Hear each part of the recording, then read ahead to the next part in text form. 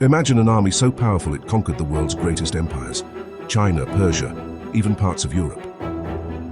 The Mongols, led by Genghis Khan and his successors, were unstoppable. But there was one land they couldn't conquer, India. Why? How did this land of kings and empires resist the world's most fearsome conquerors? Stick around, because the truth will leave you speechless. The Mongols didn't just conquer, they obliterated. With their lightning-fast cavalry and unmatched battle strategies, they struck terror into every empire they encountered. By the 13th century, they controlled the largest contiguous empire in human history, stretching from Europe to East Asia. India, with its unimaginable wealth, thriving trade routes and legendary cities like Delhi, was a prize too tempting to ignore. Unlike the flat steppes of Central Asia, India was a land of dense jungles, rivers and mountains, terrain that slowed the Mongols' famously swift cavalry. The extreme heat and monsoon rains wreaked havoc on their forces.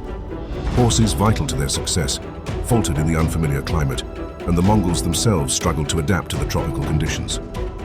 But geography wasn't the only obstacle. The rulers of India, particularly Alauddin Khilji of the Delhi Sultanate, were determined to resist.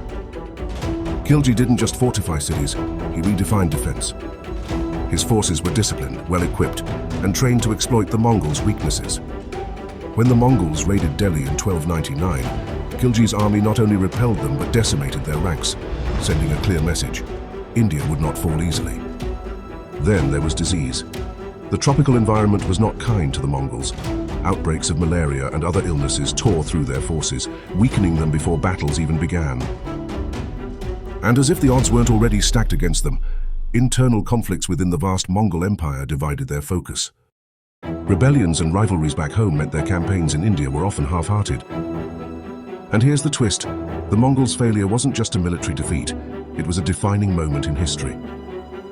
It proved that even the greatest empire could be stopped by a combination of resilience, strategy, and geography. India stood as a fortress, a land that refused to be subdued by the tide of Mongol domination. A land of kings that held its ground against the greatest conquerors the world has ever known. What do you think was the greatest reason for the Mongols' failure? Let us know in the comments, and subscribe for more untold stories of history's greatest showdowns.